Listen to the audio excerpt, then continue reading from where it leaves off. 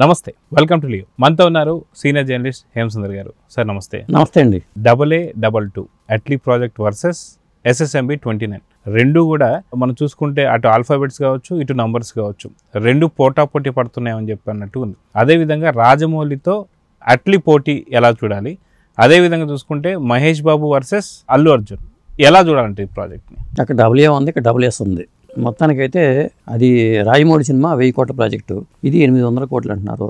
ఇప్పుడు మాకు రాబోయే సినిమాల్లో అతిపెద్ద ప్రాజెక్టులు ఏవి అంటే ఈ రెండు సినిమాలు చూడాల్సి వస్తుంది. మిగతా అన్నీ కూడా ఇంత బడ్జెట్ లేవు. ఇప్పుడు ఎట్లా అనేది లోకేష్ కనగరాజు గతంలో ఏంటంటే అట్లీ ప్లేస్ని లోకేష్ కనగరాజు భర్తీ చేసి రాజమౌళిని దాటి వెళ్ళిపోతాడు అనుకునే పరిస్థితి లోకేష్ కనగరాజుకి వచ్చింది. కానీ చివరికి ఆయన వెనక్కి వెళ్ళిపోయాడు ఒక దెబ్బతో. కమల్ హాసన్, రజనీకాంత్ సినిమాకు కూడా ఆయన డైరెక్టర్ కాదని తేలిపోయింది. కాబట్టి ఆయన వెనక్కి వెళ్ళిపోయినట్టే. ఇప్పుడు ఓవర్టేక్ చేయడానికి అట్లే ముందుకు వస్తున్నట్టుగా మనం భావించాల్సి వస్తుంది ఈ సినిమా గురించి. అంటే వాస్తవానికి రెండు సినిమాలు కూడా ఏదైతే వరల్డ్ వైడ్గా రిలీజ్ కాబోతున్నటువంటి సినిమాల కింద మనం చూడాలి. వాస్తవానికి హాలీవుడ్ సినిమాలు దాదాపు 2000-3000 కోట్లతో బడ్జెట్తో వచ్చే సినిమాలు ఇక్కడికి వచ్చేసరికి ఒకటేమో 800 కోట్లు, ఇంకోటేమో 1000 కోట్లు. సో నిజంగా హాలీవుడ్ స్థాయిలో ఉండబోతున్నాయి రెండు సినిమాలు అంటే ఏం చెప్తారు? ఖచ్చితంగా ఆ స్థాయిలో నుంచి ఇస్తారండి వీళ్ళు. ఒకటి ఏంటంటే అట్లీ సినిమా, అట్లీ షారూఖ్ ఖాన్తో హిట్ ఇచ్చాడు. కాకపోతే రాజమౌళి గారిని అట్లీ దాడతాడా అనే విషయానికి వచ్చేసరికి కష్టమేమో అనిపిస్తుంది. ఎందుకంటే ఒక ముద్ర పడిపోయింది రాజమౌళి సినిమా అంటే, అది హిట్, గ్యారంటీ హిట్ అని ముద్ర పడిపోయింది. ఆ ఎమోషన్ అనేది రాజమౌళికి ఉన్న కీ పాయింట్. సినిమాలో ఎమోషన్ మిస్ అవ్వకుండా చేస్తాడు. అట్లీ సినిమాలో ఆ ఎమోషన్ కనిపించదు మనకి. ఆ ఎమోషనే రాజమౌళికి ఉన్న ఆయువు పట్టు. ఆయన సినిమా సక్సెస్గా ఆ ఎమోషన్ అనేది ప్రతి సినిమాలో కూడా ఆ ఎమోషన్ మీద బేస్ చేసుకుని వెళ్ళటం వల్ల సినిమాలో గ్రాండియర్ ఉంటుంది, ఎమోషన్ మిస్ అవ్వకుండా ఉంటుంది.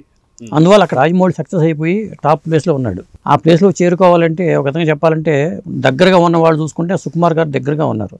మనకు రాజమౌళికి దగ్గరగా ఉన్న వ్యక్తులు సుకుమార్ గారు కనిపిస్తున్నారు. ఇక లోకేష్ కనగరాజులో దాంట్లో కూడా ఎమోషన్ అనేది దూరంగా ఉంటుంది. కాబట్టి వాళ్ళు ఎవరో రాజమౌళి గారిని టచ్ కూడా చేయలేరు. ఇక అట్లీ విషయానికి వచ్చేసరికి ఇక్కడ అల్లు అర్జున్ అనేది ప్లస్ పాయింట్కి చెప్పాల్సి వస్తుంది. కాబట్టి ఈ సినిమాలో పోటీని మన రాజమౌళి అట్లీ పోటీ కన్నా అల్లు అర్జున్, మహేష్ బాబు పోటీగా చూస్తేనే బెటర్ అనిపిస్తుంది. అయితే వాస్తవానికి చెప్పుకోవాలంటే ఈ సినిమాకి సంబంధించి రెండు సినిమాలు కూడా చాలా హైప్ ఉన్నటువంటి సినిమాలు చెప్పుకోవచ్చు. అయితే కాకపోతే రాజమౌళి గారు ఒక్కొక్క సినిమాని దాదాపు 3 సంవత్సరాలు కావచ్చు, 4 సంవత్సరాలు కావచ్చు, ఇలాగా చాలా ఎక్కువ టైం తీసుకుంటూ ఉంటారు. అదేవిధంగా అట్లీ కూడా అదే కోవలోకి రాబోతున్నారా? రెండు సినిమాలు కూడా ఒకేసారి రిలీజ్ కాబోతున్నాయా అంటే ఏమని చెప్తారు? నాకు తెలిసి రెండు సినిమాలు కూడా ఒకేసారి రిలీజ్ అయ్యే ఛాన్సెస్ ఉన్నాయి. ఇంకా చెప్పాలంటే అట్లీ ముందు వస్తాడేమో అనుకుంటున్నాను నేను. ఎందుకంటే ఫాస్ట్గా సినిమా చేయడంలో అట్లీనే చేస్తాడు. రాజమౌళి గారు ఏంటంటే చాలా ఆలోచిస్తాడు, చాలా మార్కెటింగ్ స్ట్రాటజీస్, సినిమాని మేకింగ్తో పాటు మార్కెటింగ్ స్ట్రాటజీతో వెళ్తాడు. కాబట్టి ఆ సినిమా లేట్ అవుతుంది. ముందు స్టార్ట్ అయినా కానీ రిలీజ్ పరంగా చూసుకుంటే అట్లీ సినిమా ముందు వచ్చే అవకాశం ఉంది. అక్కడ అట్లీనే పాస్ అవుతాడని చెప్పొచ్చు. ఇక మన కంపారిజన్కి వచ్చేసరికి అల్లు అర్జున్, మహేష్ బాబు ఇక్కడ చూసుకుంటే ముందు ప్లేస్లోకి ఎవరు ఉంటారు అనుకున్నప్పుడు ఇక్కడ తెలుగు నాటకు వచ్చేసరికి మహేష్ బాబు ముందుంటారు. కానీ ఓవరాల్గా పాన్ ఇండియా హీరోగా మాత్రం అల్లు అర్జున్కి ఆ ఇమేజ్ వచ్చింది. మహేష్ బాబు మొట్టమొదటిసారిగా ఒక పాన్ ఇండియా మార్కెట్లోకి అడుగు పెడుతున్నట్టుగా మనం చూడాలి. కాకపోతే ప్యాడింగ్ ఆర్టిస్ట్ పరంగా చూసుకుంటే పృథ్వీరాజ్ కుమార్ అని ఉన్నాడు. మరి మలయాళ సూపర్ స్టార్ అయినా మరి దాంతో అతను ప్లస్ అవుతాడు. కొంత ఆర్టిస్టుల పరంగా, ప్యాడింగ్ ఆర్టిస్టుల పరంగా అందులో భారీగా ఉన్నారు. దీనికి వచ్చేసరికి మరి దీంట్లో అల్లు అర్జునే 2-3 పాత్రలు అంటున్నారు. అల్లు అర్జున్ ఖచ్చితంగా ఎసెట్ అవుతాడు ఈ సినిమాకి. కాబట్టి ఇక్కడ అల్లు అర్జున్ని మరి మహేష్ బాబు కంపేర్ చేసుకుంటే బిజినెస్ లెక్కల్లో అల్లు అర్జునే ముందుండే అవకాశం ఉంది. కానీ బిజినెస్ లెక్కలకు వచ్చేసరికి రాజమౌళి గారు స్ట్రాటజీ పనిచేస్తుంది. కాబట్టి ఈ రెండు సినిమాలు తక్కువ అంచనా వేయకూడదు. రిలీజ్ పరంగా కూడా నాకు తెలిసి ఇంచుమించు వాళ్ళు టార్గెట్ చేసుకున్న సంక్రాంతి టార్గెట్గా 2027 సంక్రాంతి టార్గెట్గా రావచ్చు అనిపిస్తుంది. ఇలాంటి పెద్ద సినిమాలకి ఒక సీజన్లో రిలీజ్ అయితేనే దానికి మార్కెట్ పరంగా ఇంకా హైప్ ఉంటుంది. కాబట్టి ఏ మధ్యలో రిలీజ్ అవడం కన్నా, ఏ దసరాకు అట్లా రిలీజ్ అవడం కన్నా రిలీజ్ అయితే డిసెంబర్లో రిలీజ్ అవ్వాలి. 2026 డిసెంబర్ ఎప్పుడు కూడా మంచి టైం. అది కూడా సీజన్లోనే చెప్పాల్సి వస్తుంది. చాలా సినిమాలు హిట్ అయిన సందర్భాలు డిసెంబర్లోనే ఉంటాయి. కాబట్టి లేదా జనవరి ఫస్ట్ వీక్లో ఒకళ్ళు, రెండో వారంలో ఒకళ్ళు రావడం అనేది కరెక్ట్ పద్ధతి. కానీ రిలీజ్ పరంగా కూడా రెండు దగ్గరగా ఉండే అవకాశమే కనిపిస్తుంది. అయితే వాస్తవాన్ని చూసుకోవాలంటే ఏదైతే SSMB 29 పూర్తిగా మనకి స్వదేశీకి సంబంధించినటువంటి ఒక అందరూ ఎవరైతే టెక్నీషియన్స్ ఉన్నారో వాళ్ళందరినీ కూడా వాడుతున్నారు. కానీ అదే మనం AA22కి వచ్చేసరికి అట్లీ వచ్చేసి హాలీవుడ్ సంబంధించినటువంటి ఒక వారిని తీసుకుంటున్నారు. సో రెండింటిని ఎలా చూడాలంటారు? అంటే అప్పుడు రాజమౌళి గారి సినిమాలో కూడా హాలీవుడ్ విలన్లను తీసుకొస్తున్నారు, హాలీవుడ్ని హీరోయిన్ తీసుకొస్తున్నారు. కాబట్టి దాంట్లో కూడా మరి ఇతర భాషల నటులను పెట్టుకున్నారు. అంటే మొదటి నుంచే ప్లాన్ చేసుకుని పాన్ ఇండియా అనుకోవడం వల్ల ఇతర రాష్ట్రాల్లో మా ఆర్టిస్టులని చాలామంది ఉంటుంటారు నాకు తెలిసి. వాళ్ళు ఇంకా రివీల్ చేయలే వాళ్ళ పేర్లు ఏమి, ఎవరికి వాళ్ళే బయటికి చెప్పకుండా షూటింగ్ చేసుకుంటున్నారు. దీన్ని కూడా ఆ కంపారిజన్తోనే వీళ్ళు చేసుకుంటున్నారు. ఇప్పుడు చెప్పుండొచ్చు బహుశా అల్లు అర్జున్ కూడా, నాకు రాజమౌళి గారి సినిమాని మనం బీట్ కొట్టాలి అనే టార్గెట్ అల్లు అర్జున్కి వచ్చి ఉండొచ్చు. ఎందుకంటే హీరోల పరంగా కూడా మార్కెట్ క్రియేట్ చేసుకుంటున్నారు ఎవరికి వాళ్ళు. నువ్వు పెద్ద హీరోనా, నేను పెద్ద హీరోనా, నీకు మార్కెట్ ఉందా, నాకు మార్కెట్ ఉందా, ఆ మార్కెట్ పరంగా చూసుకుంటాకి ముందుకెళ్తారు. ఎప్పుడైనా ఆ పోటీ అనేది చాలా మంచిదే, అది పాజిటివ్గా ఉండాలి. నువ్వు గొప్ప నేను గొప్ప అని కాకుండా సినిమాల పరంగా పోటీ పెట్టుకుని సినిమాల మేకింగ్ పరంగాను క్వాలిటీ పరంగాను తీసుకెళ్తే బాగానే ఉంటుంది. సో ఓవరాల్గా 2 ప్రాజెక్ట్స్ పైన ఏ సినిమా పైన అంచనాలు ఎక్కువగా ఉన్నాయంటే ఏం చెప్తారు? అంటే మనకి రాజమౌళి గారు అంటే ఒక ముద్ర, ఖచ్చితంగా ఈ సినిమా హిట్ అవుతుందని. ఇంతవరకు ఫెయిల్యూర్ లేకుండా ఆయన ముందుకు రావడం అనేది జరిగింది. అది ఒక ముద్ర ఉంది. అట్లీ సినిమాకి ఏంటంటే ఆ సినిమా హిట్ అయితే అల్లు అర్జున్ వల్లే అవుతుంది కానీ అట్లీ వల్ల అవుతుందని నేను అనుకోవట్లా. అల్లు అర్జున్కి ఆ పుల్లింగ్ ఉంది, క్రౌడ్ పుల్లింగ్ ఉంది. ఏ రాష్ట్రాల్లో చూసుకున్నా కానీ అటు మలయాళంలో కూడా ఉంది, హిందీలో ఉంది. కాబట్టి అల్లు అర్జున్ వల్లే ఆ సినిమాకి ముందుకెళ్ళడానికి అవకాశం ఉంది. నేను అనుకోవడం ఫస్ట్ ప్లేస్లో రాజమౌళి సినిమానే ఉంటుంది, సెకండ్ ప్లేస్లో AA22 ఉంటుంది. అయితే అట్లీ ఇటీవల కాలంలో ఒక చిన్న ఫంక్షన్కి వచ్చి కూడా మీకు కొత్త ప్రపంచాన్ని చూపించబోతున్నానని చెప్పేసి అని చెప్పారు.